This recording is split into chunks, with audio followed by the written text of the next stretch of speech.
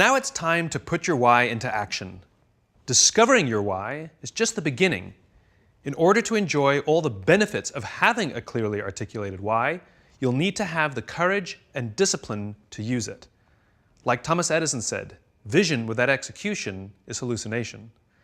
There is an ideal order for implementing your why, though sometimes reality does get in the way, and it all starts with you. Our natural tendency is to start with the tangible. We define our value by what we do, so it takes practice to start with why. Like riding a bicycle, at first we're unsure, unsteady. We're in our heads thinking about all the things we need to do, pedal fast, keep enough speed so we don't fall over. We have to really concentrate. We may even fall over, even scrape our knees, but we get back on the bike and try again, and eventually it becomes natural. Starting with why is no different. At first it feels awkward. It may not even work. But with practice, it will become so natural that you won't even be able to imagine a time when you couldn't do it, just like riding a bicycle. In time, your why will act as a filter for many of the decisions and choices you make. It becomes a tool to help you find a job or seize an opportunity in which you're more likely to succeed. It removes a lot of the guessing.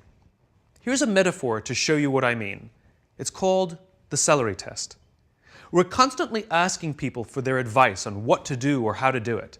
It's like going to a dinner party and somebody says, "Do you know what you need? You need M&Ms. We've done so well with M&Ms, you've got to use M&Ms." Somebody else says to us, "Rice milk. In this economy, you have to use rice milk." Someone else says to us, "Kit Kats. You have to use Kit Kats." And somebody else says to you, "It's all about celery." We go to the supermarket with all this good advice from all these smart people with brilliant case studies, and we buy everything. We buy Kit Kats and M&Ms, celery and rice milk. There's a lot of time we spend at the supermarket and a lot of money we spend at the supermarket. And when we get to the checkout lane, we're standing there with all these products in our hands and no one can see what we believe because we bought everything. But let's imagine we know our why. Let's imagine our why is to always be healthy and only do things that protect the health of our bodies. Now which products do we buy?